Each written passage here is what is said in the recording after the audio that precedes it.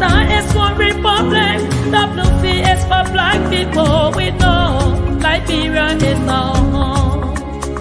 The Declaration of Independence was signed in 1847. 11 nations of people, we are known as First Republic, the Lone Star shining evermore. The flag of Liberia is flying all the time. Show your allegiance, show your loyalty to this nation, Liberia. If my people who are over money, we humble themselves and seek my face, I will rise and heal their nation. Liberia will rise again. Nations will come to your rising. I prophesy. Kingdom will come to your life. Together, let's keep your peace. Cause in unity we will build our nation. Arise, Liberia, arise. Arise and take your place. Whatever the workers are meeting, arise and take your place. The flag of Liberia is flying on. It's flying all the time. Showing allegiance, showing loyalty to this nation. Liberia, in union, success is sure. It's flying all the time. Showing loyalty to this nation. Liberia, in union, success is sure. In unity we will build our nation. In unity, Liberia, we prophesy long life. We prophesy prosperity. We prophesy peace in this nation. I pledge allegiance to the flag of Liberia and to the republic for which it stands, one nation, indivisible, with liberty and justice for all.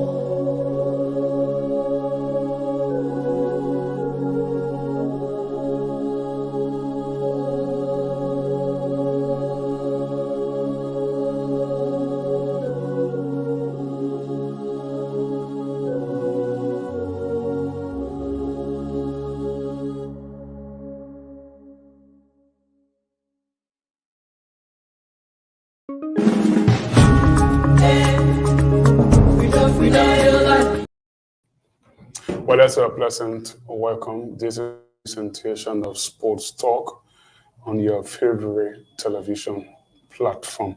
My name is Ben Gagba. I'm here with my friend and brother, Vice President of the Sports Writer Association, Christopher Walker. I don't think he's spent 1 month in office, but that's not the most important thing. The most important thing yet is that today is the last edition of the program for the week, and we're going to discuss the national team of Liberia. So with much ado, let me just introduce Chris, my partner on the show. Chris, welcome. It's a pleasure once more on the program, and I know it promises to be fascinating with our panelists we have coming on the program, Nathaniel Sherman, Charles Masale. They are all good sports personalities who really understand football. So looking at our national team ahead of the doubleheader, I think it was a good thing, bringing them on to have their own say. Shimon maybe giving technical know-how, and he also has some administrative skills because he served as president of BYC for some time. Charles Masale, tough talking, administrative, and I think it's a good platform, good selection of panelists, and we'll have some of the comments read from our viewers who are following the program. So I think it's a good end of the week presentation.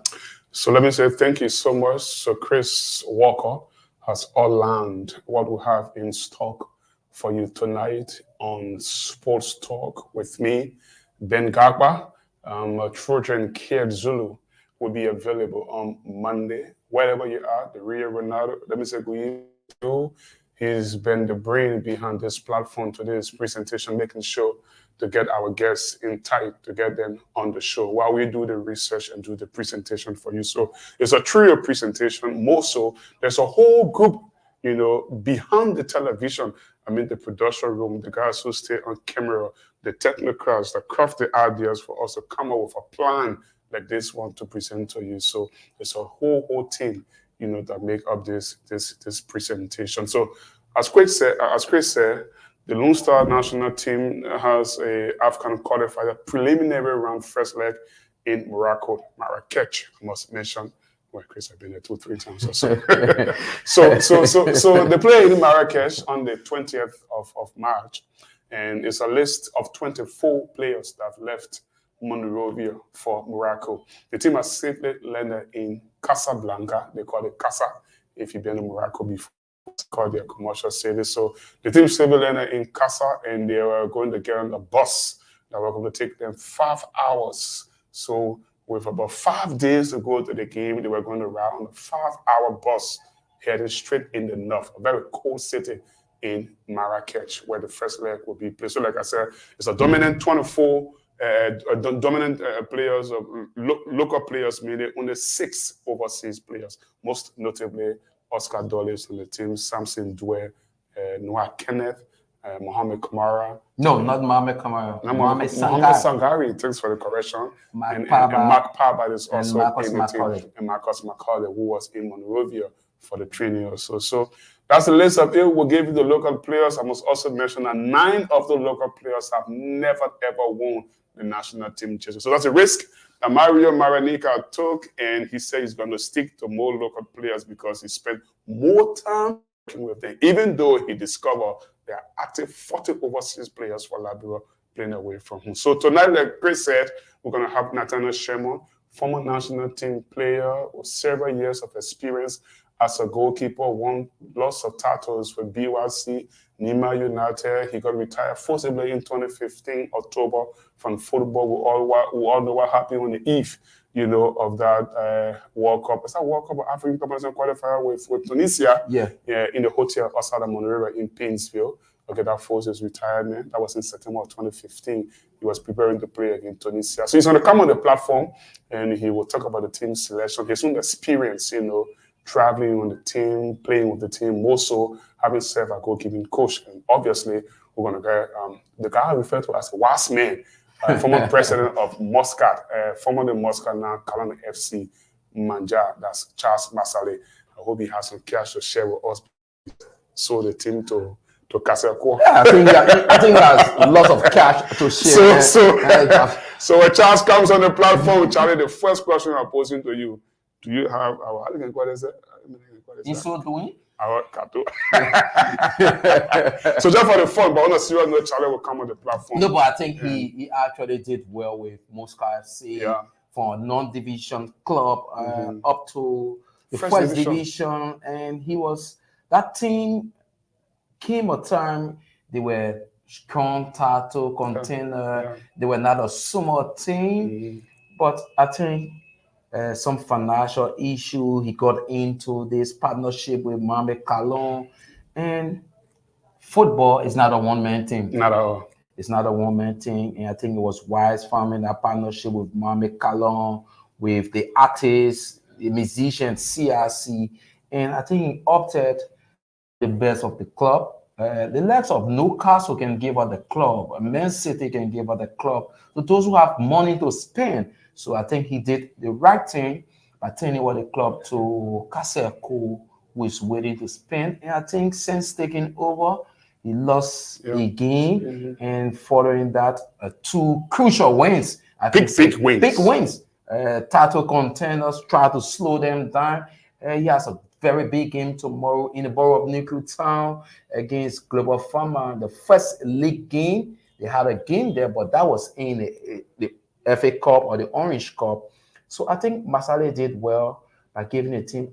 He will tell us also on the sidetrack why at this time you love football. How are you managing outside of football now? I think you don't. So I think you still have some level of saying his experience of running the club is still important, even though Kaseko adequate experience winning championship. No, he never won the championship. He won. I mean, in the lower league, he won the championship. They came to the first division. Yes. Okay, then he won the NACO championship. Played in Africa competition in what we call the Camp Confederation Cup. So they both have got plenty of experience, and you will expect that FC Cologne team, and understanding that it's going to be named Facel FC next season. Yes, you would think that they should play better and they should challenge.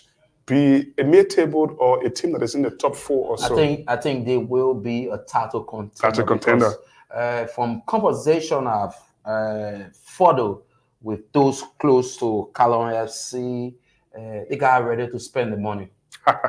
We all know what Casa can do. He's ready to spend the money. So there are clubs now who are saying they wish the team cannot survive the relegation. They should go on a relegation because those in the first division, they are on their feet that if this team is in the first league, there will be a problem with our players. Everyone wants to run out to Facel FC. And I'm not shutting down Chris, but Liberia doesn't have a financial fair play within the league. You cannot spend this amount of money. Like we see in Europe and something like that. If you try to do that now in the league, it's like wish horn. I have money to spend and you don't want. How do you expect the league to get improved? But these are things we need to put in place to have the league at a certain level. Yeah. You don't have one team just dominating the league. Now it has been Liska Watanga. Since BYC left the shores of Liberian football. But all us won 2 league titles a couple of years back. Yeah, all us couple of years back. Yeah. But since Cooper Sona left, where is all us? So those who have the real technicians and have the money to spend, they are the one winning the league. So what's happening? Peaceville FC King, and I think they are going down because of some administrative problem. I don't know. Basically, cash. Let's go straight to the issues. Yeah. Don't administrative problem. Don't skirt around it. You cannot say a rally is cash because even the technical staff, there are people who are saying the team is big for them. But Dominic Service has always said he has control of his dressing room. So you have to take him for that. But I think there are some administrative problem. You brought players who the coach did not think in his mind, fit in his system. But you still brought them on because you are the owner of the team. We're going to discuss much more on that, but the thoughts of Chris Walker. We're just going quarter of an hour into the program. We'll take a very crucial break, Chris and myself. Tomorrow, don't forget, we'll be there outside of, what do you call it? It's supposed to be outside of Monrovia. Yeah, that's... the Nuclear, the borough of Nuclear will be at Duterte Patient just under 24 hours time with Global Farmer play host to Cologne FC Liberia. So this break, when we come back, we get our guests and we'll go straight into the specificity of the issues. Don't forget, today was full program of second division matches. We'll keep you updated with all the scores in the second division league and how the table looks like ahead of a very tense league title, which got 4 games to end the season. This is Sports Talk, this break.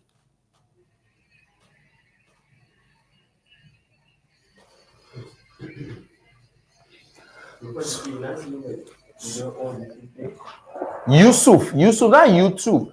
Yusuf, Y-U-S-U. Yusuf Sharif, S-H-A-R-I-F-L. They're picking on Facebook. Actually, you see Sharif, you see the man page the videos there. Call me? Go there? Yeah, I'm good. So don't wear a gadget on you for your phone. I know, bro.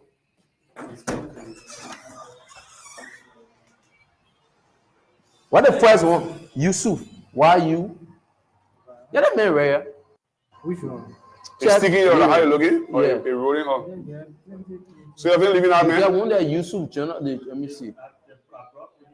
Yusuf, no. That was Yusuf. Okay, with the. But the police can't see the man. You're not gonna rope. No. Yeah, so they may have 14 years, so you gotta restrain them, But man. if you get forward, Cookies. they will download. Okay, let me do. Well, that play that I first can't one. call you Well, positive. You can't answer me. I can't get you. He said chord one. That Right play. now, I'm on the television. Me for it, always you on know. TV. Somebody's in the background, they're yelling. I do show Monday, Wednesday, and Friday on TV.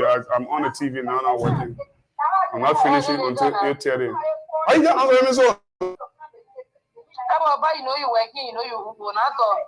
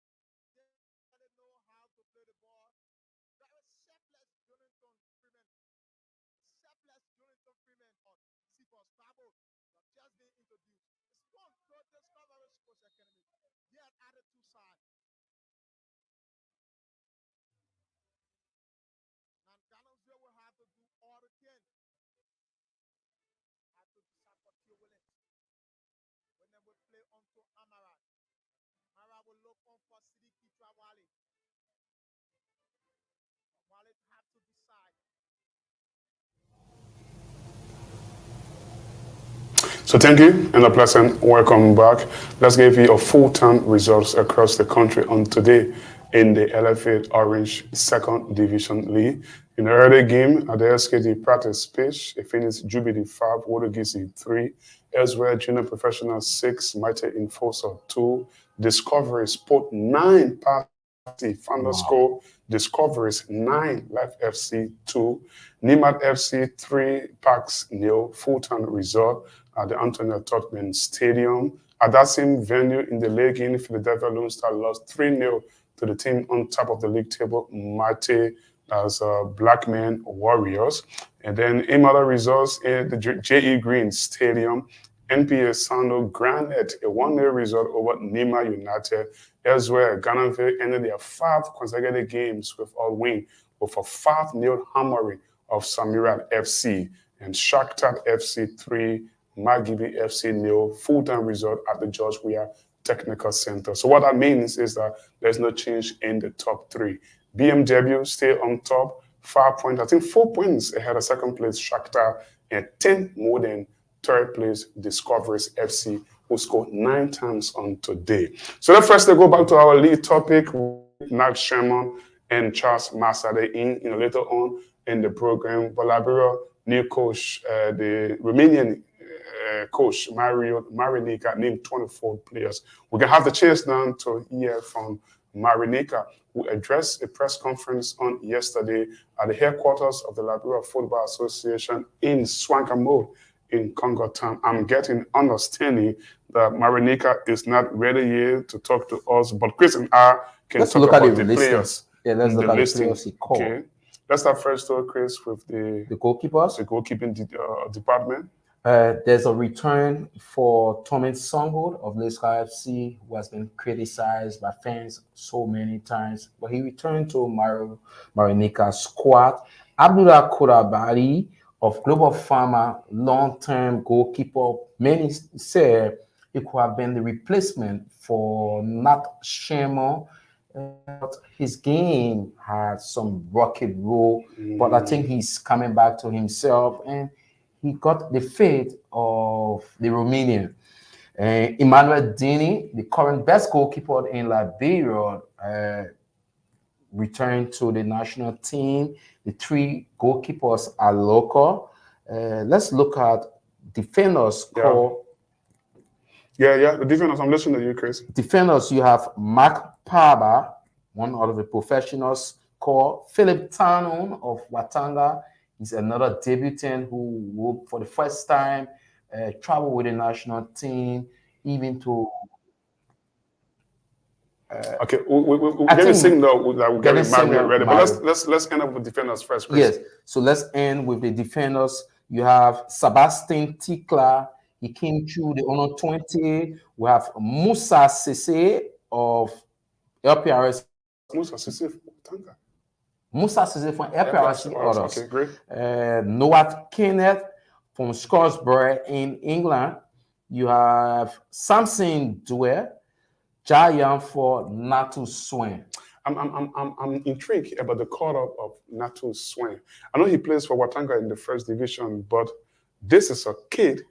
I mean, you saw him play literally in the lower league few years back, and he's one of 9 players that are yet to wear the senior national team jersey.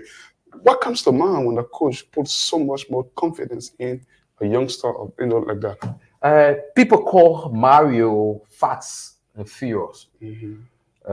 Football nowadays, people say you have to give chance to the youth to play. And like he said, our league is slow. Our players are slow. So probably the experience once we have, you think with, I think 3 weeks of training with the players, I think he feels the young guys can better cope because he wants a fast game than the older guys. So the legs, no disrespect to Eugene Swain. So the legs of Eugene Swain may be a bit slow for him, but very experienced. So he wants young players. Even Musa Sese is a very young kid. Things on loan from SC Gao to LPRC. Others, a very young kid. I saw him in the last game. Others won 3-1 against Global Farmer. Yes, very good. But experience-wise, I think you should give him time to. But probably some of them are just going to the team for that experience. They may not be.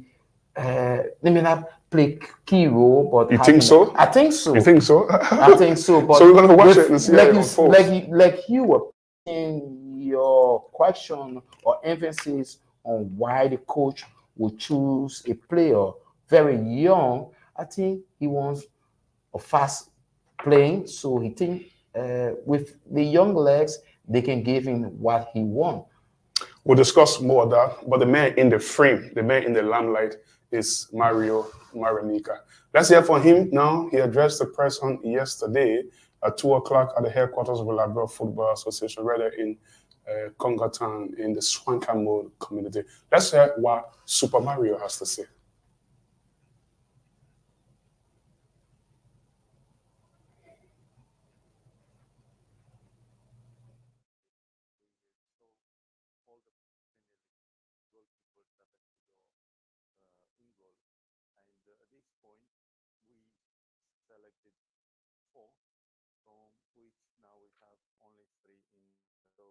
Tommy is also one of the 3 of them.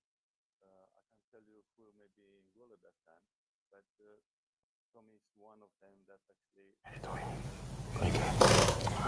in recent matches player that we can trust.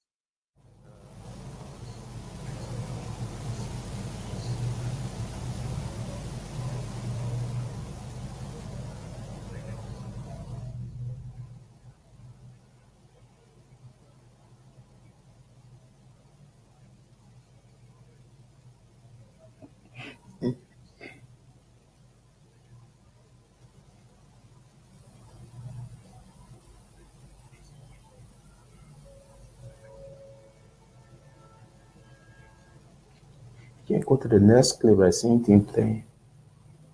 What is the topic for the next clip? How you call it, Labiro?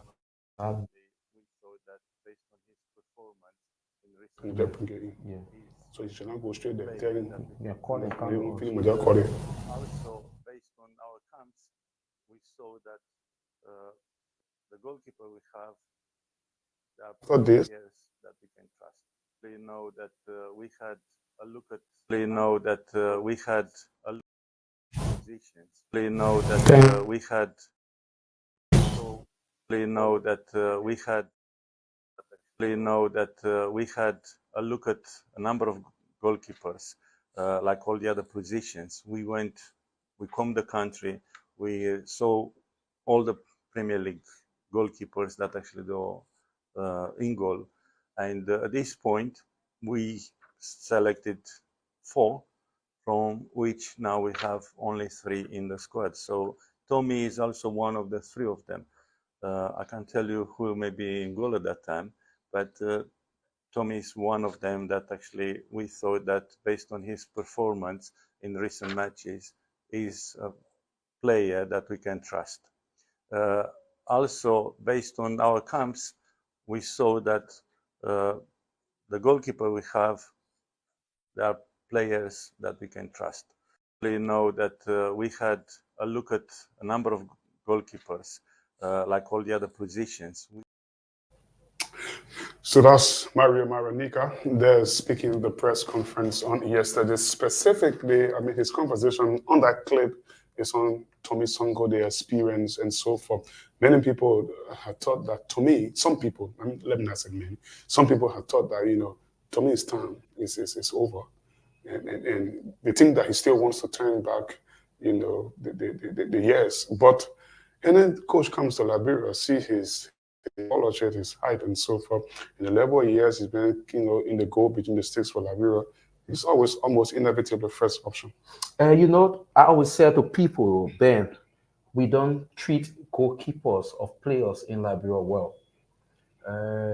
Everywhere around the world, you need a very experienced goalkeeper. Goalkeepers will make errors. Goalkeepers will make save.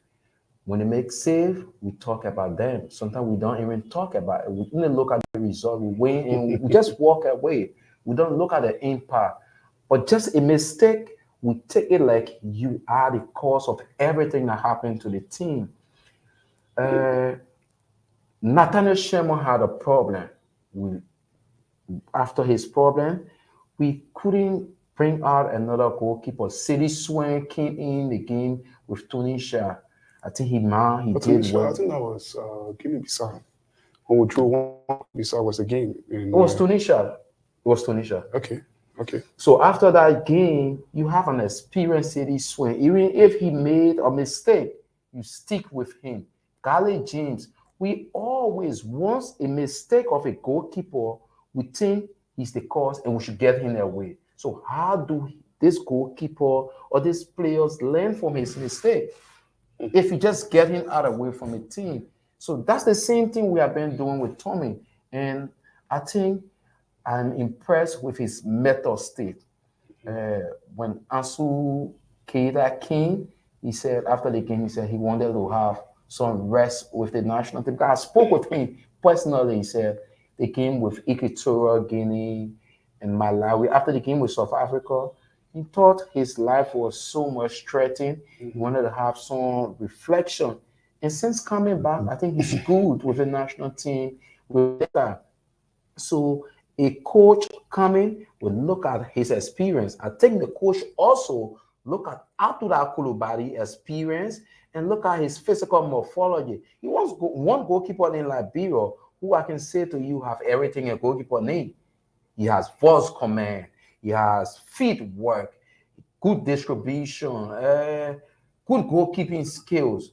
But at times, you have to build the player psychologically. And one good thing he did, he came with his own, principal assistant. Principal assistants. And I think they have been helping him. And the recommendations they made to him, some are good.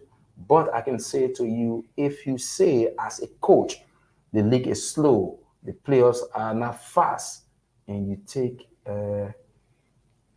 players, I think 18 or more, are you saying they are better than the guys who playing outside?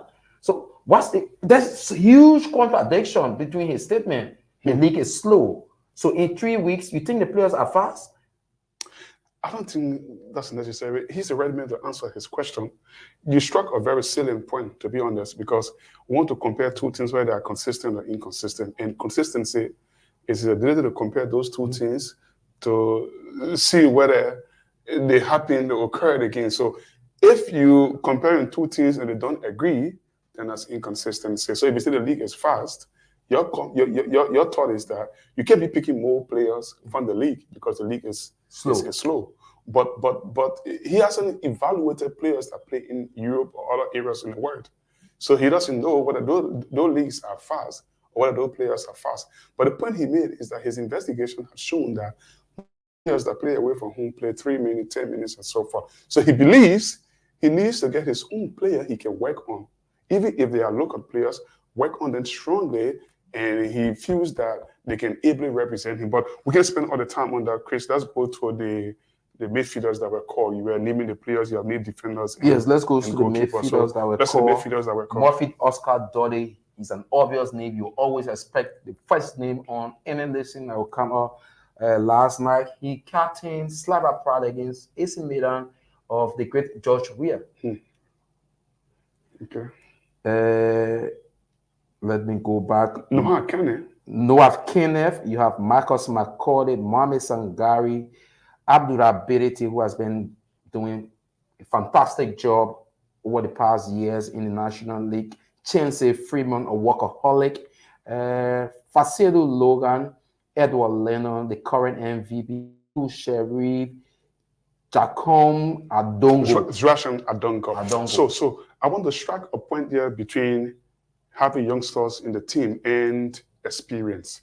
If you look at this lineup, Marcus McCauley, Zrashan Odunko, those are very experienced players that have been around for a very long period of time with age and the number of caps they've got on the national team. So with these midfielders and Oscar Dole, even though he's 25, but you've got lots of experience that the youngsters in the team, like Edward Ledon, like Chance Freeman, like Abdullah Ability, can drink from their fountain. Yeah, they can, but I think you have more locals than the experience. How is it possible for them to learn from bulk of the guys to just tap in experienced players? I think you should have more experience, lesser young players or new players to the team. Gradually, they start to fit. But to come with dominant local players, I think that is where you have a contention. That is, and for Chris, that's a bone of contention.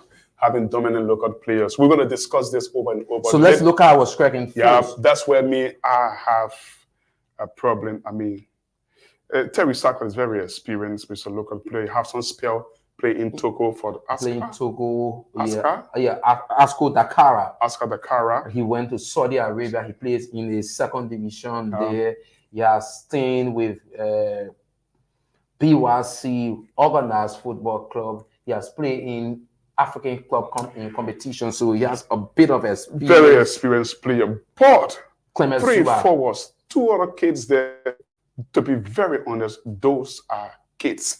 Clement Zuba, 59-year-old putting trust in those kids. Waylon Gibson, Clement Zuba of Mother Barrow. That is a risk.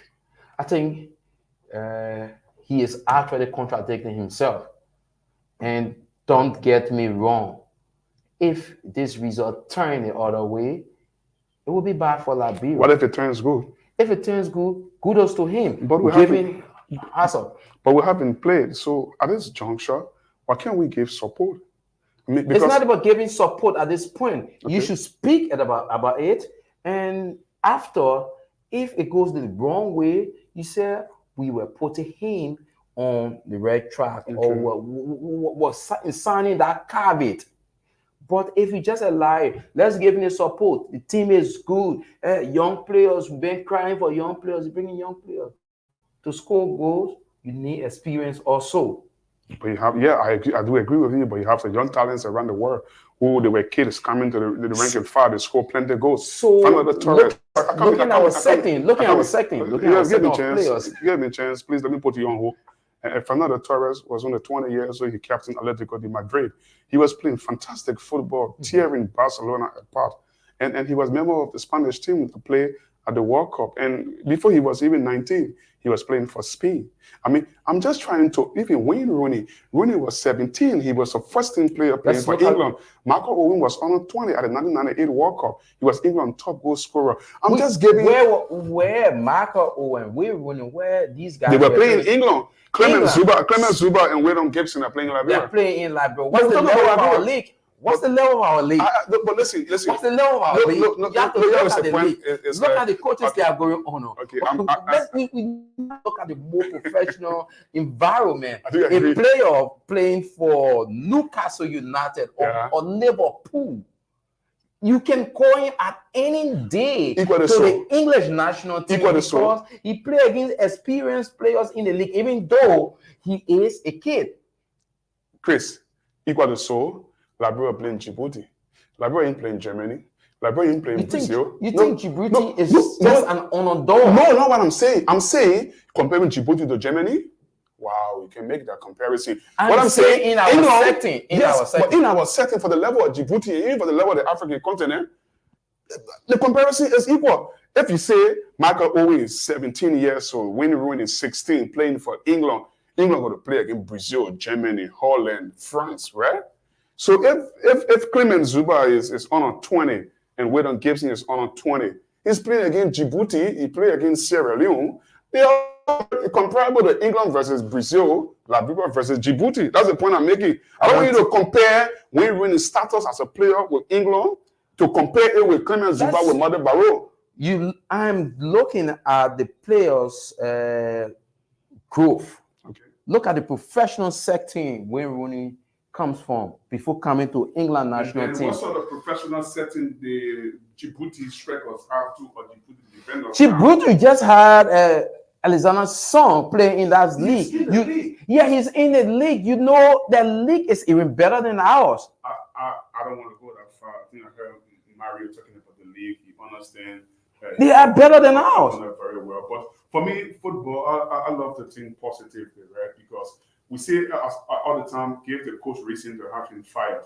Okay, allow him to have his free will. Let him make the decisions. Yes, we said. So you allow him to make have his free will, and at the end of the day, it comes back to Liberia. He had a free will. We did not win a game on Keita, and we will come back. This is where we are because of Keita. Because of Keita. Poor phone run. We are into the preliminaries. Okay. You know that? But here is the point. Keita gave a controversial interview where he said now he's ready to listen. So probably it wasn't Keita. It was the deputy coach. Just said Keita is now ready to listen. Yes. So probably somebody was tilting Keita. So with Mario, he hasn't said somebody tilting him. Somebody's remote controlling him or something like that. But we can make it a Chris Ben conversation. We gotta get our guests on the platform. Nat Sherman will come. We'll discuss the listing, and Charles Masalé, the wise man, will also come on the platform. This is Sports Talk. My name is Ben Garba. Chris Walker, the vice president for SWA, is my co-host on this presentation, and your other host is Ronaldo Kia Zulu. He's not here tonight. He's going to be here Monday night with you. He will drive you through from 7 straight up to 8:30. So our producer team can now try to bring our two guests. Okay, we've sent them the link ever since. So once we get them on the platform, we are going to discuss basically the national team. So if you just tune in, this is Sports Talk. If you just forget, well, I think this should be the day that produced more goals in the second division than any weekend. Full program of second division matches today as the Orange second division league gets up near the end. Let me just read the results for you. They were win for the top three. BMW stays on top for the win. Their 3-0 win of Philadelphia Lone Star at the Antonio Tottenham Stadium. Second place, Shakhtar matched that result against Margibi FC. They were playing at the George Weah Technical Center. But the biggest winner for the night, Discoveries FC, beating Life 9-2. Life FC Warwick continues as they might be in trouble with respect to relegation. Ghanaville FC ended a run of 5 games without win by winning Samira by 5-0 at the SKD practice pitch. Elsewhere, NPA anchors kept live their hope of finishing in the top three with a 1-0 win against Nima United at the J.E. Green Stadium. Other results to confirm for you: Nima FC 3, Parks 0. Ifeanyi Junior Professional 6, Martin Infosource 2. Jubilee 5, Wodogisi 2. And those were all the results I've got for you. So let's. And I stay here. I think we have games coming up tomorrow in the first division. Yeah, we can look at those ones as well. Yes, let me just go through the games coming up tomorrow in the first division. It will be the Tartans when LPRC others visit Fripo FC at the Tusa Sports pitch. Half Flying B Mountain, who has gained form, will take on Mali Barrow at the Antoinette Tottenham Stadium. CC United and Invisible 11 will come face to face. This is a relegation battle also because Invisible 11 is just on goal different above the relegation, while CC United is second from bottom. Club of Farmer will take on FC Cologne, who has rejuvenated. They are in spirit since the taking over of Castle Cool. NPA Angle, already relegated, will face Watanga FC, who will be without their star player, Chancet Freeman, Fasilu Logan, and not goalkeeper, but Natu Swen, Tanu. Liska FC, with our experience, Tomin Songo, Sekou Sharif, Sebastian Tikla will take on Heaven 11, who will be our ability, who has been carrying the team on his shoulders. And the final one will see it on Sunday, Painsbury FC taking on Nima Quado. It's important, Chris, that we look at those fixtures, and especially those players that are away on international duty. How is that going to affect, the results of those fixtures? Like I said, NPA anchors are already been relegated because they lost last weekend. The number of games left can take them from the relegation page. They are the bottom on 5 points, and they got 5 more games this season. So, but it's top versus bottom when Watanga take on NPA. Even with a chance of Fremont and Facility and not to swim. Philip Tano. No Emmanuel Sier. Even at that, Watanga should still be winning the bottom club. You think so? I think so because you see, with our Emmanuel Sier, Watanga hasn't been able to score more than 1 goal. Forget about that, but they have a squad of 30 players. So if you don't have 5-6 players, you should still be able to win the bottom club. There are players who play key role in our team. Okay. So when they are out, it causes problems. Library coaches do not just change the team. They depend on certain players. So once the players leave, it is difficult to cope with that guy who coming from the bench. So for Watanga, they are losing 5 players. It's 5. It's a tricky stuff, but I still believe team that wants to win the championship, for a team that have won the championship before, for a team that lead 5 points on top of the league, for a team that have only lost once whole season, for a team that I consider the fewest goal 12 whole season, they should be winning the bottom club, Chris. I do not have any disagreement with that, but if you look at MPA, I think they can be surprising at a certain point in time. We'll see what happens. We don't have the time. We can take a very short break. When we come back, I can show you.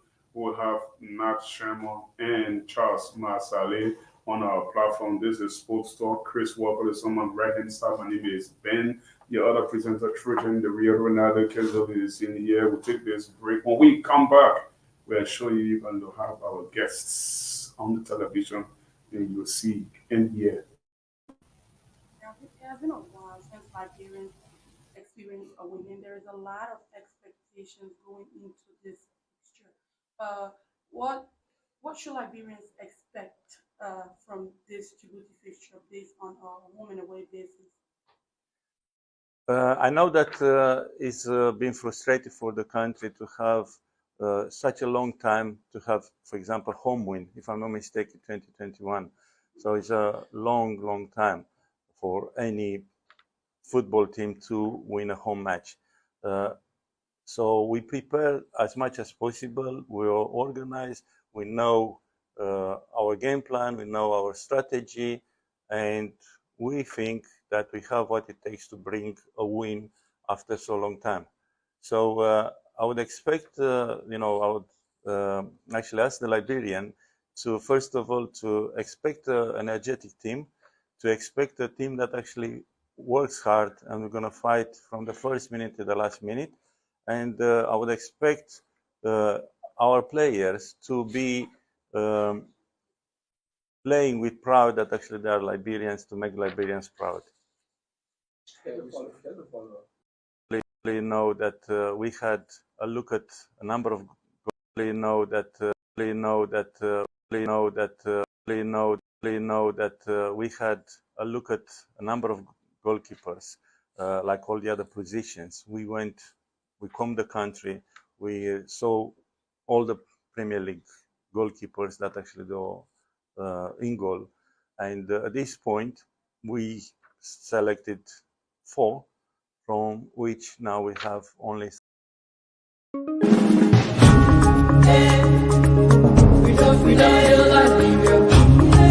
Me producer.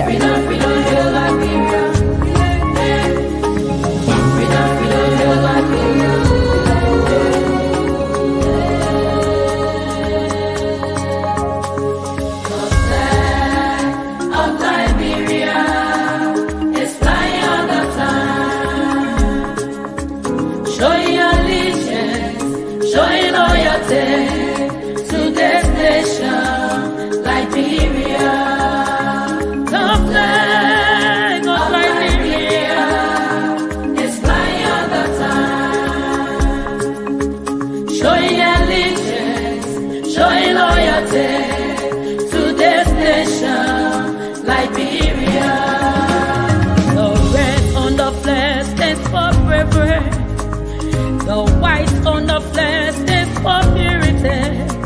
The star is one. We know that we had a look at a number of goalkeepers, like all the other positions. We combed the. We know that we had a look at a number of goalkeepers, like all the other positions. We combed the country. We saw all the Premier League goalkeepers that actually go. It has been a while since Liberians experienced a winning. There is a lot of expectations going.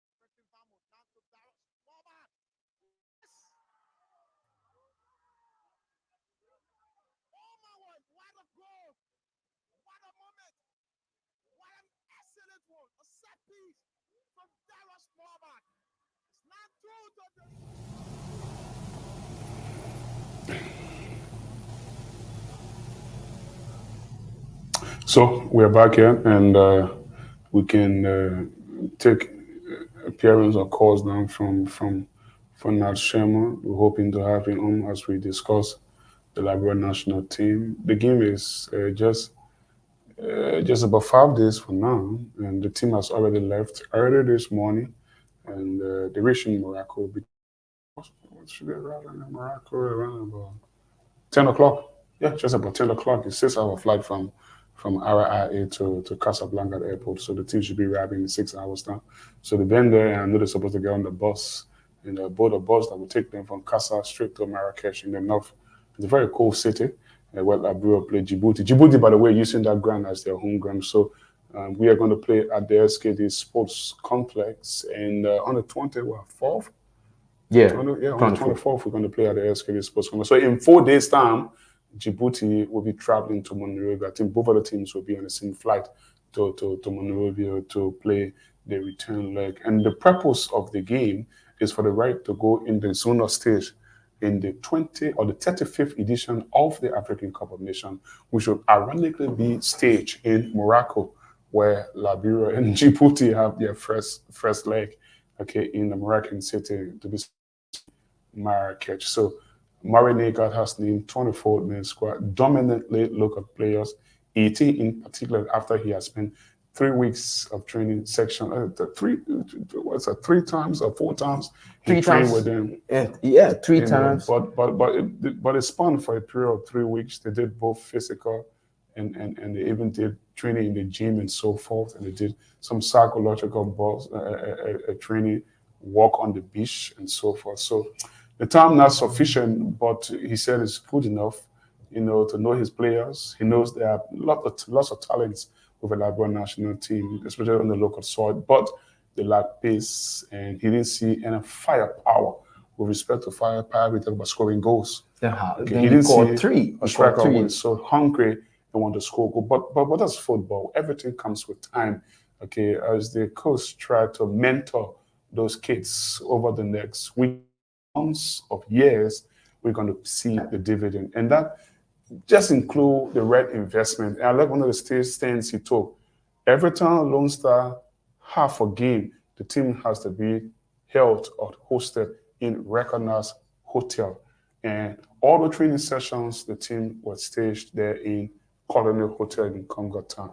That's a good sign. You must admit to that, Chris. Yeah, that's a good sign. But how long would that run for? We got to hope it runs that way. The government's responsibility is to do so. So we just hope that somebody, my good friend, Councillor Cole Bangadu, Minister of Youth and Sports, always has to take the right message to the chief patron of sports, and I think and they must act correctly. Because why? You know why? The national team is proud of the Liberian people. It's owned by over 6 million or over 5.7 million people or so. So we have to make the right investment.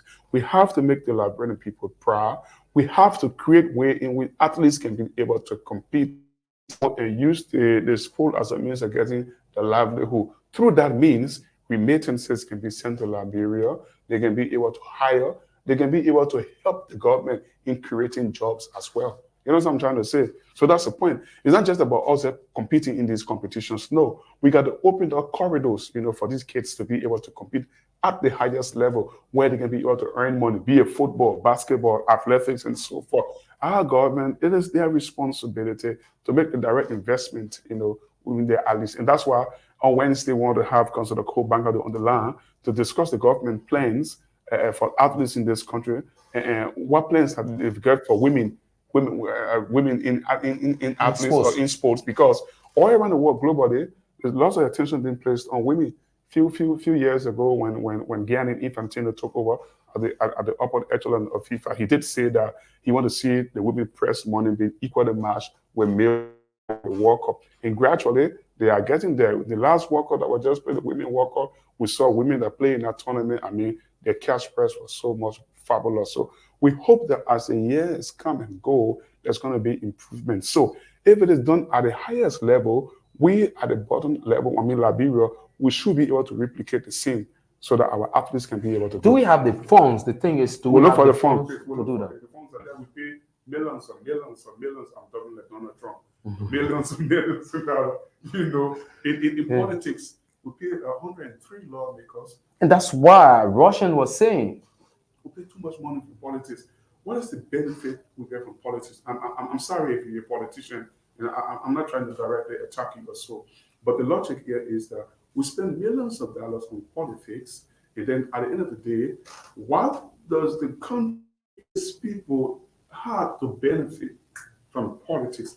Obviously, we should be spending millions of dollars on athletes so that their benefits. One of my friends told me way back, he said, sports have too many hidden millionaires. Sure. Yeah, too many hidden millionaires in sports. So We got to spend. There's no excuse for that.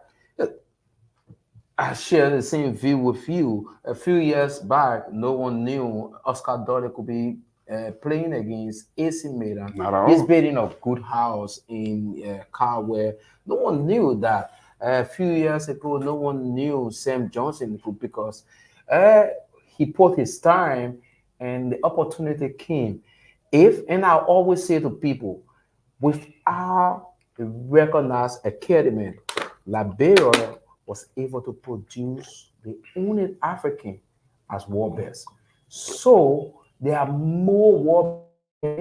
If we can only develop, we can invest into the youth. If you have a recognized academy with everything like I said, academy in Ivory Ivory Coast, Coast. you go to the Damas Academy in Senegal. If we can have these recognized, yes, the ones that are here, they are trying. But I'm saying at that level, Elite just academy. see what has happened to the Morovia Football Academy that Sekou George's mother has started. See the kids around, see our league. Who are those that are running the league? They might see it, they might fool it. Vasco Smo, Alahaji Samuka. These are players who were taught from that low level. And now they are the ones we are looking at our national team. So, like you said, I support your idea. We need to invest into these academies, we need to invest into sports, and we will get the return directly or indirectly. I do agree.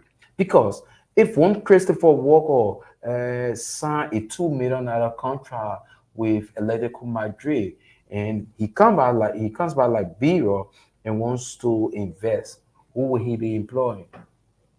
That would be Liberians. You are taking off at least 10 Liberians of government here when it comes to job. So we need to invest. Yes, though we are talking about our national team, the selection, how would this game be? Can Mario Maronica try and bring back smile on the faces of Liberians? But it is equally important. We have a new government headed by Councillor Cole Bangalu. I think the Youth and Sports Ministry. We have a new government. The chief patron of sport is a diehard fan of Arsenal. So I think we need to invest into sports. Sports change a country infrastructure development in no time if we think we can. And I think this needs to change. People take sports or football in Liberia for just entertainment. It's about time even the clubs take sports as business also. LPRC others, they just benefited 150 some thousand from Samson Dwell. This is a kid who was just playing for Pepe FC a few years back. How long? So if we try to invest, we will get more of 100,000. But when I hear transfer fee is 150,000, it sickens me because from the day I saw him play for others, I mean, I knew he had a bright future, and he's a kid who gets that's development fee now. It's not a direct transfer. Okay. So he got transferred to his club in Czech Republic, and there was this agreement between FRC others and the club. He went there free. So any transfer, they will have 10 or 20%. So that's the percentage coming back to FRC others. If you make another transfer, you have development fees. So many of our clubs, and this is one thing we need to see in Liberia, we need to start to educate the clubs about. Even the parents. Ben Gagba FC invests into Rufus as a player. From nowhere, you pay him, you buy him materials, and after 2-3 years, you are paying. Let's agree $10 a month.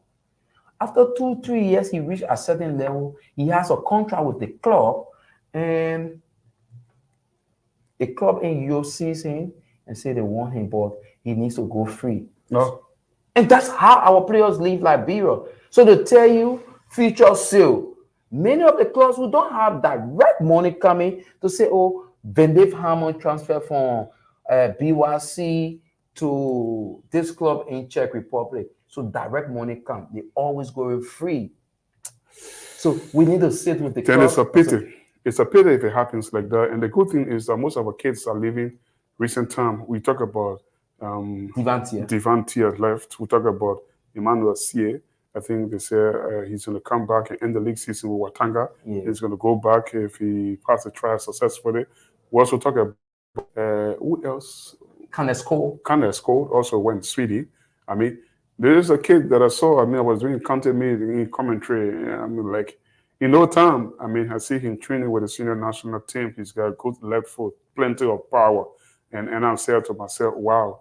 I mean, this a guy who was in Grand Juda a few months ago. Now, he's got the aspiration of his dreams, and that's what football does. It affords everyone the opportunity to get a better shot at life. And he comes in the capital.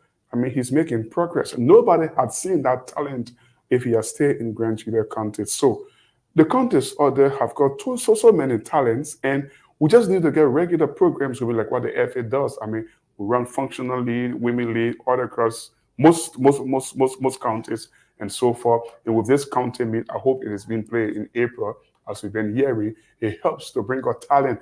I can't believe Philip Tanu. I was doing a commentary just a year ago in the county meet. That kid, I think, was playing for Magibi County, and in no time he's on Watanga. He's on the national team. So there is a level of progress that is being made, but there should be consistent progress. It is a shame. It is a disgrace. It baffles me. It beats my imagination to learn, to know that George Weah won the African Best, European Best in 1995, and it's almost 30 years on, we have not produced another European or African Best. 20 years on, we should have dwelled on the experience of George Weah to produce more or even better player than his quality. So if we, I'll put you on hold. If we at this level, we produce the first African player to win the biggest accolade in football, we should use his experience to build on them more. We should have had more players that have come through the rank and file, emulating George Weah, or even better than George Weah. The Bible says it's the most read book in the book of Deuteronomy. This is every generation has the ability to be better than the previous generation. If George Weah won the World Best in 1995, I mean, there are more players should be way better than George Weah. I'm not saying it's the Bible that says that. If you believe in the Bible, it was written by wise men. It's the most read book, over 2,000 years old. I believe the concept, we should have more players better than George Weah. Because, like I said, he didn't come from the academy. He played football by heart. I mean, he just learned how to play. He was coming as a goalkeeper, by the way. You know how much playing time on Mother Barrow. He had to leave and went to the University of 11 IE, where he had free playing time before he was snatched away. And he became a professional player. Very, very good professional player. So his story can be used to emulate and to inspire more people. And we should have had more George Weah, a player better than George Weah in the period of 30 years. So it's a shame, Liberia as a country. So Ben, it's a really shame, but I think the clubs too say Madi Barrow, Invisible 11, I think they did not do good for Liberian football. These clubs got huge transfer fee from players leaving them. They did not institutionalize the club. So if we institutionalize clubs, then we get to know how things. By this time, Invisible 11 do not have their own playing pitch. Madi Barrow. It's a shame. A club that produced the only African to win the World Best do not have a stadium of their own. I agree with you. It's a shame. It's a shame. It's a shame. You produce James Diba. He plays for PSG. Probably the thoughts could be at that time there was not much money in the game. You cannot say so. So what's happening to Ashanti Kotoko, all fees and whatsoever? But you use a word I was doing quotation. You talk about it. Institutionalized. I think that is our deficit. That is our deficit. That is our problem.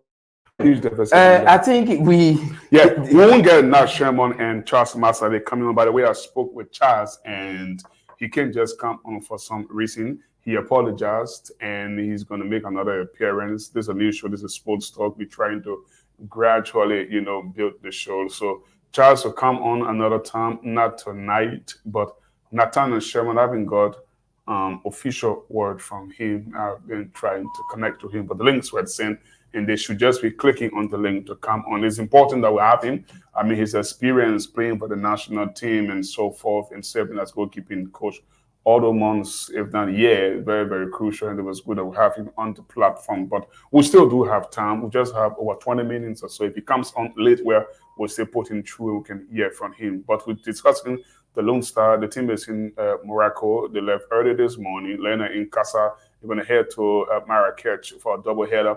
The first leg with on the 25th, they return at the Samarkand Sports Complex with the second leg. And they have a new captain of the ship in Mario Marinica. Most people call him Fast and Furious or Fast. You talk about new captain of the ship, and I think Mario Marinica is not having complete control of his team. In what sense when you say complete control? Ben, you as a coach, you took over. You are traveling. You are yet to name your captain to the. No. I'm going to address that issue. I'm going to sit down. There is an issue. Ben, it is an issue. It's an issue. You spoke with the players before calling them. 40 overseas players. You been 40 them. You say you spoke with them one-on-one. You have followed Marcus McCauley. You have followed Samson Due. You have followed Oscar Dolly. Even Tony Songo, who is experienced in that group.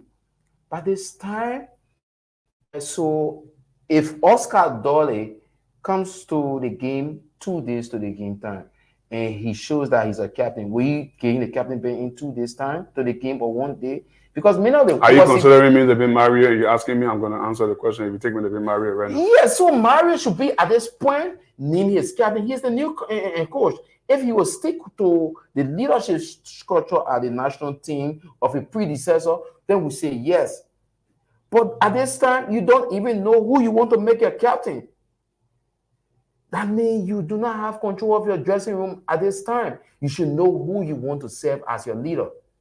So the group you took to Morocco this morning, so who leading that group? As the playing body, you should have a captain now. You should have a leader in that group. But for you to say you cannot announce your captain to the Liberian people, you announce your captain away from home, I think that's a mistake. He needs to come out and tell Liberian people who will be their captain under his reign. These are small things we need to look at.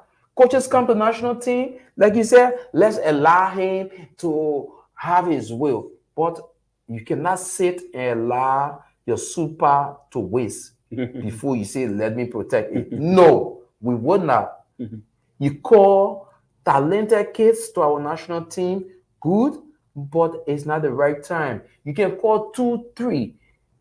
We start to fit them into the team, start to get used to. But a dominant local players, I can't remember the last time James Diba took dominant local players, I think against Zimbabwe, we lost heavily away from home. It was the day Winnie Bosnia de Souza made his debut for the national team. I think we lost 3-0. Yeah. And that was so I just hope that will not be the same thing. Remember, Noah Kennedy is still adjusting to African style of football. So you have just maybe 5. Even Mo Sangari, he hasn't adjusted so well to that African style of play. And you carry, I don't know how he intends to play, but like from the few training section, he may want to play 3-5-2. So probably that's why he carried these young players, because it's a system that you need to work. But I'm saying the number of local players core is too much, and you cannot say the league is slow, our players are slow, then you come back and call more players from the league that is slow, the players that are slow. So on the captain issue, he should be calling a captain before leaving Liberia. I don't know how you see it. I will address it. But he should be calling a captain before leaving. I will address it as Ben Gakwa, and I will address it as Mario. Address it as Ben Gakwa. Okay, so as Ben Gagwad, I always say, you give the coach reason to have him fire. Football is not democracy, right? You allow the people you put in charge, because you trust them, allow them to lead the way they want to. In leadership, we do it 3 ways, okay? We do participatory leadership, we do autocratic leadership, and then we do democratic leadership, democratic participatory, both the same, and then we do autocratic. And then, but in short, what I'm trying to say is that you allow the coach to make a decision. I always say football is not democracy. It's not what Ben Gagba wants or what Chris wants, okay? Naming the captain, I don't think is much of an issue. He has not interacted with the other 6 players he called overseas. I surely believe, from what he's seen, amongst the 18 locals he called, a captain. But naming a captain, does it add 1 goal to the team? Does it put you in the league? Does it make us 2-0 ahead of Djibouti? Does it qualify us to the next round? No, it doesn't. It doesn't. What is most important is the way he organizes his squad, the way he goes out there to play, and the way they team up as a unit. When there's general respect for each and every one, the players know the etiquette. When they're supposed to come on camp, what are they supposed to do? What do they eat? At what point in time they eat this? Now, for the first time in many, many years, the Liberia national team has a nutritionist who is going to direct the food the players are going to eat and regulate which player eats at what time. For many years, we never had that. I travel with the national team. I'm not going to make this exception, but it is true that on the national team, some players overeat. Yeah, because they don't eat like that at home. So that's something important. But that is not going to happen. I have traveled with football players for Liberia many times. That is true. That is not going to happen around again this time around. No, it's not going to happen.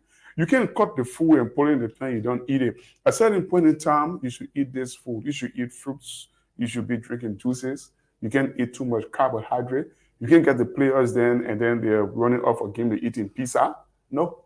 Like most often, Yaya Toure had a breakout with Pep.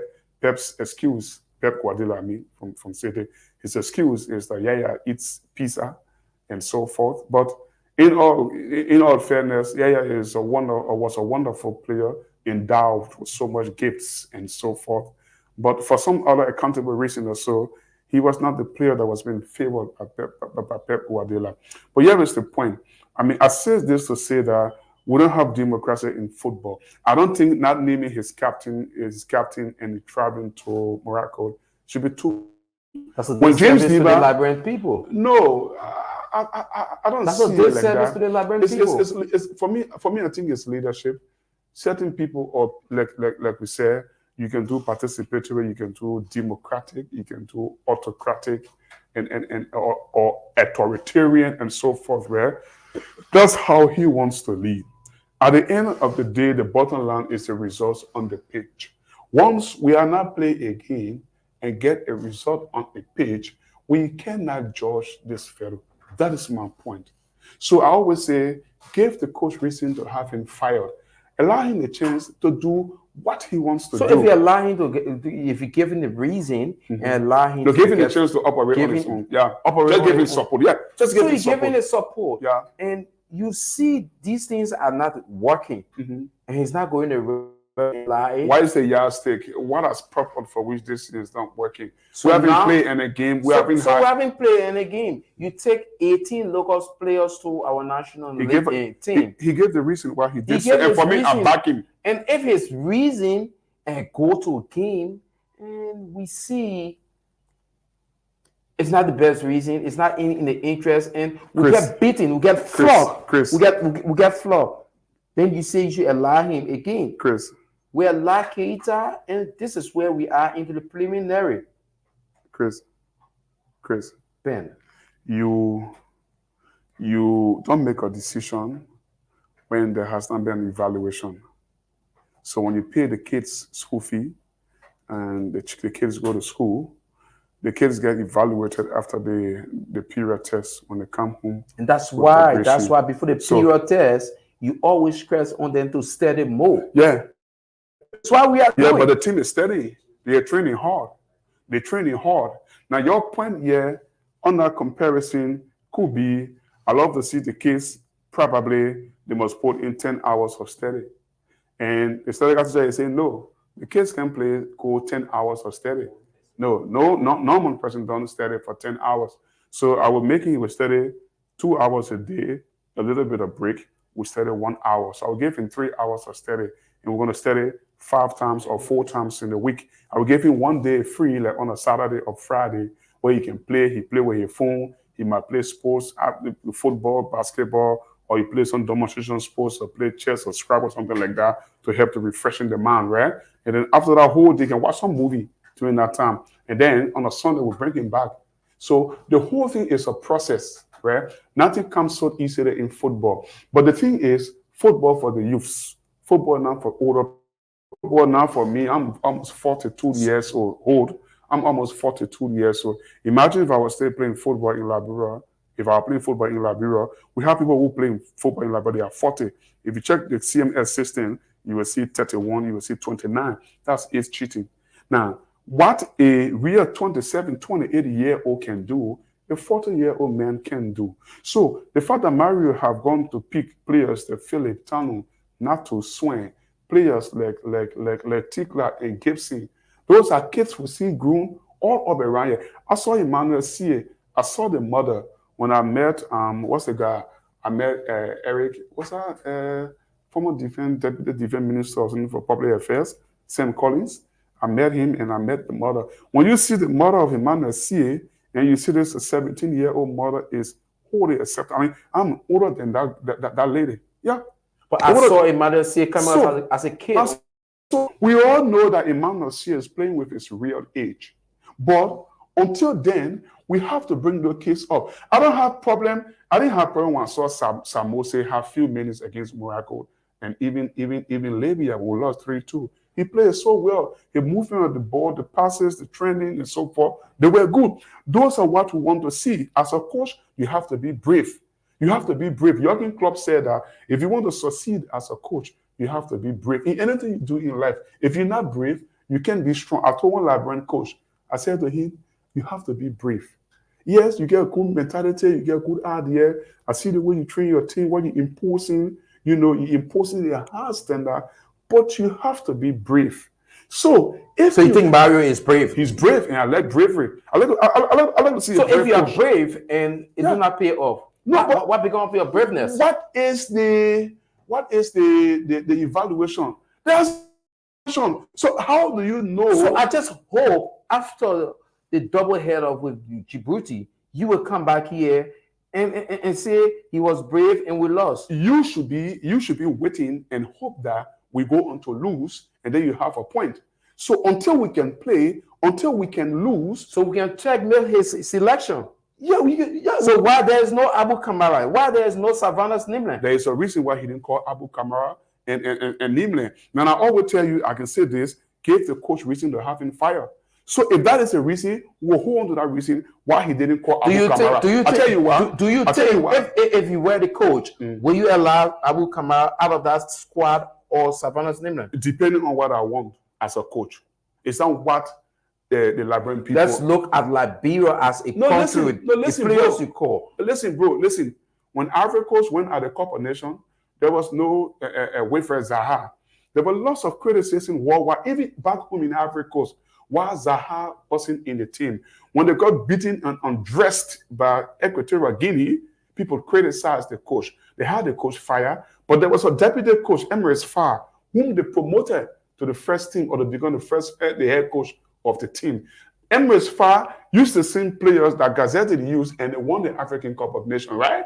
So if Ivory Coast won the Cup of Nations without Wilfred Zaha, is that decision wrong to not select Zaha? It's not wrong. It's 100% correct.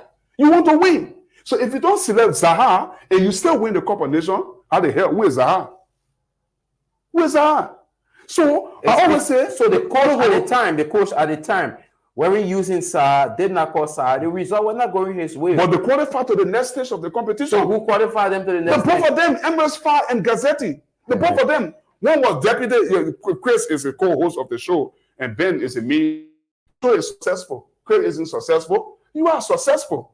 So given the fact that Zaha didn't go with the team, and Ivory Coast won the World Cup of the Cup of Nations, so it was the best decision. Very good decision. Very good decision. That's football. You don't please everyone. No. So you agree? So the decision taken by Mario Marinica now with a dominant local player, Yes. not calling an experience. He called a experience. professional He striker. called No. experience. Hey, Yeah, professional striker. Yes, Striker. Bafon, I agree with you. without a professional striker. I It's agree the with best you. decision you I'll take. tell you why. Once the statistics of, I don't want to get too much involved because I'm a sports journalist and I work with the FA. It will sound like we're trying to dehumanize, criticize some of our professional players.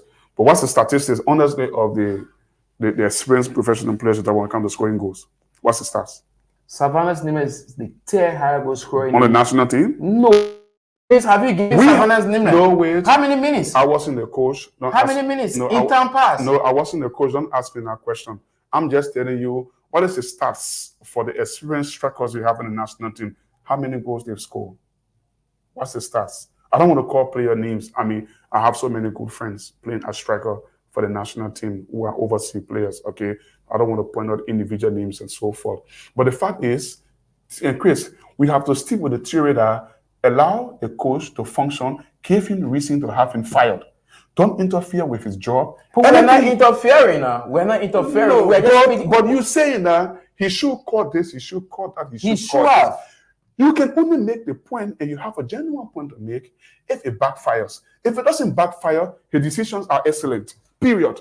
So we the naysayers, for example, like you. So what do you expect from the game in Morocco? Okay, let's For me, because we have we're 8 running minutes out of to go. time. We're running out of time. We'll talk about the game. What I expect for the game in Morocco is this. I said this the other day. One of my attacked me, and I will repeat myself. I read this in a book from a fellow that I respect so much. They call him Johan Cruyff. He died in 2016. The late Johan Cruyff did say, you don't hold the coach responsible for the result of the game. For those football pundits and football lovers or journalists who don't understand this phrase, I will explain it further.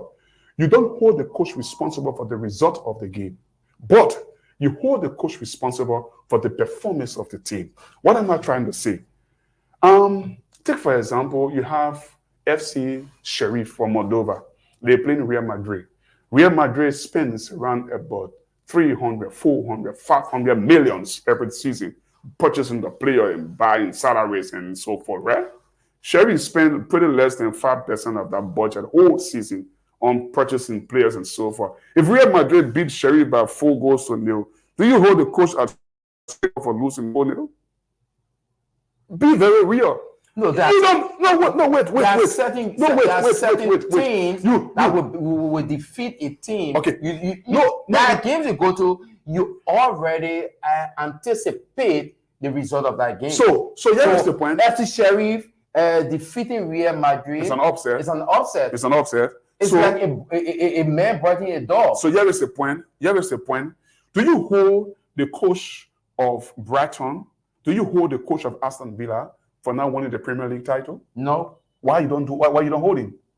Because of what he spent. Very good. So the investment of Aston Villa, the investment of Brighton Hove Albion, the investment of FC Fulham or Fulham FC. But another thing, Ben, you need to know before you come. Another thing, there are teams going to the Premiership or going to the league. Their target is to stay into the league. Their target is to finish in 5th place in the top 10. So Aston Villa will never tell you to go into the league to win the league. In us, their target probably is to remain in the league, finishing the Europa League space. So I'm still explaining the philosophy that has to do with the coach is not responsible for the result of the game, but the coach is responsible for the performance of the team.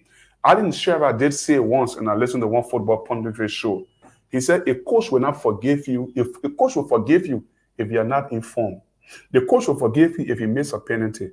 The coach will forgive you if you miss an open goal. Right? Yeah. But the coach cannot forgive you if you fail to show effort. I watch a Liberia game. I see a player on the field.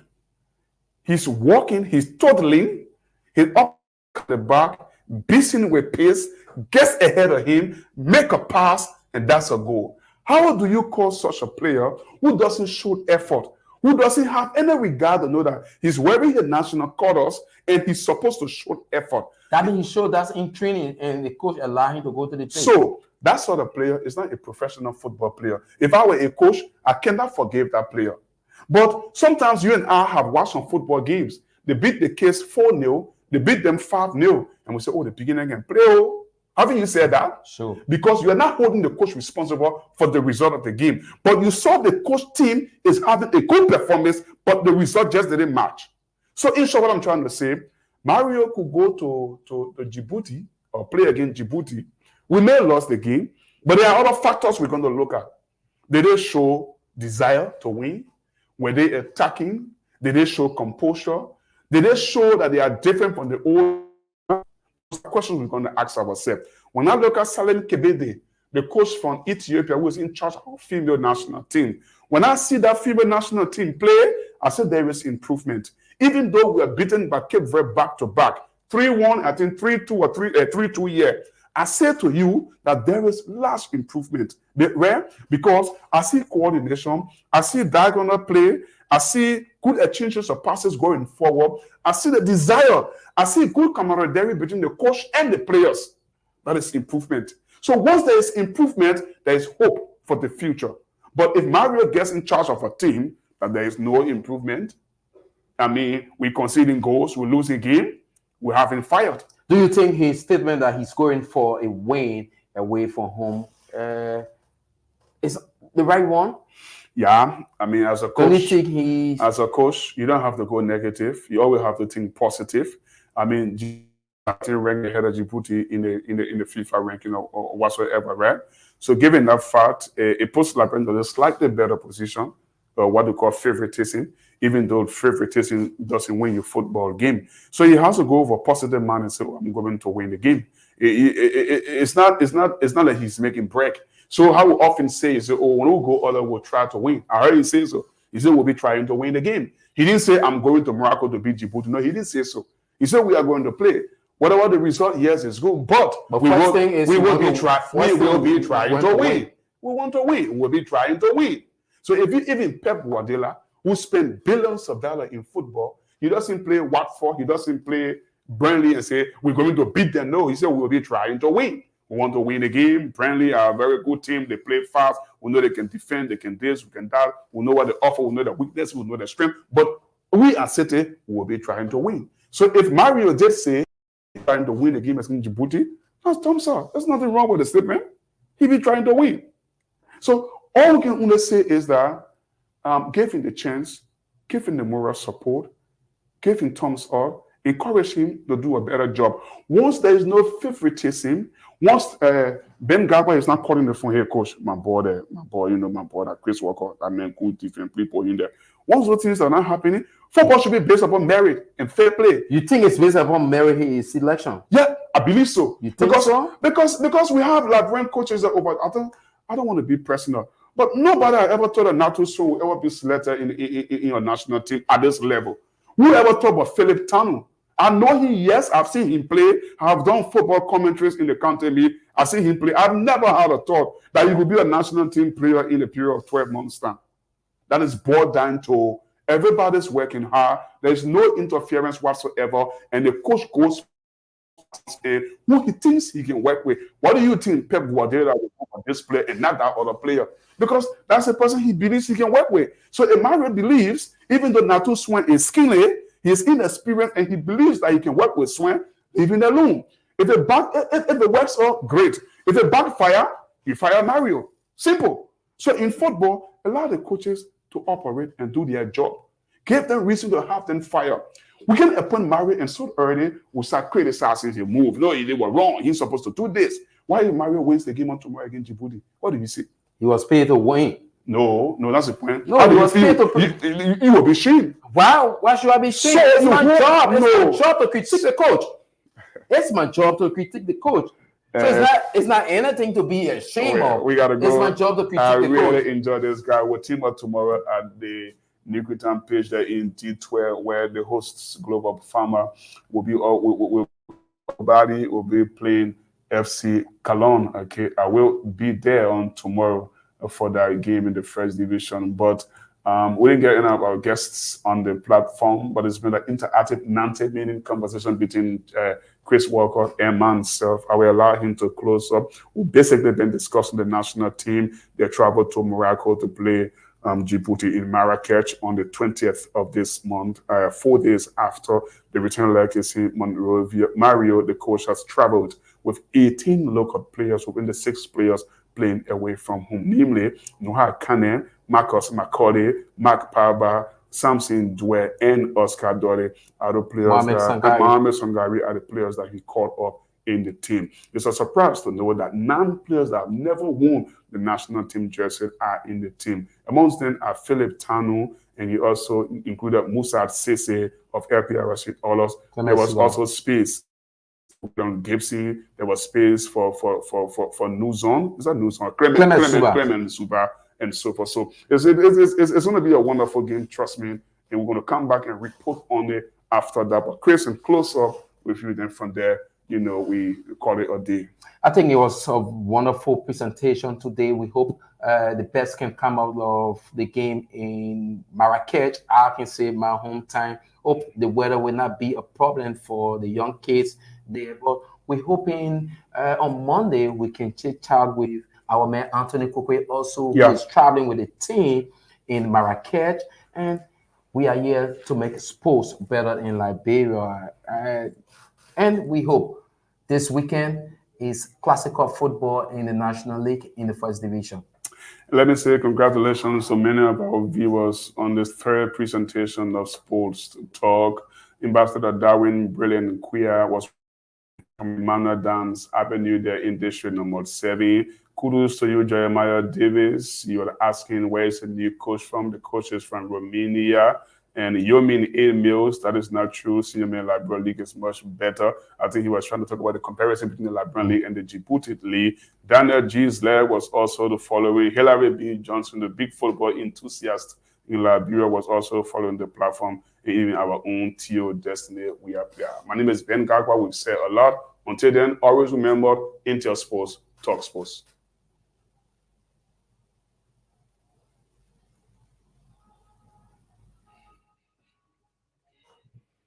Okay, right, merci. 18, right, merci. He knows.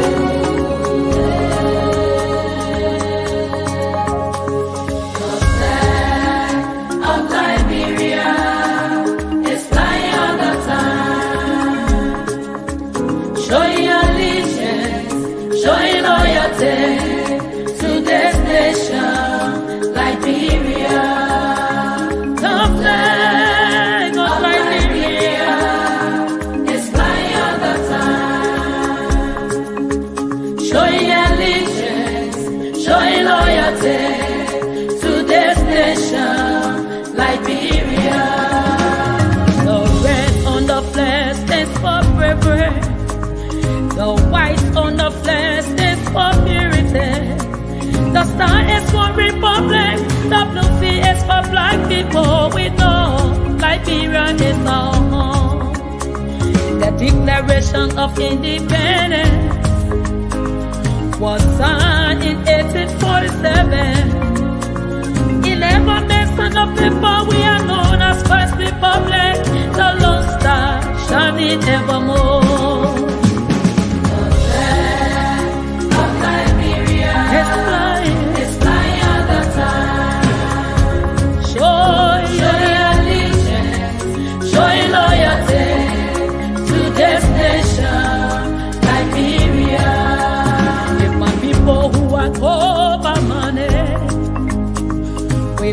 Themselves and seek my face. I will rise and heal their nation. Like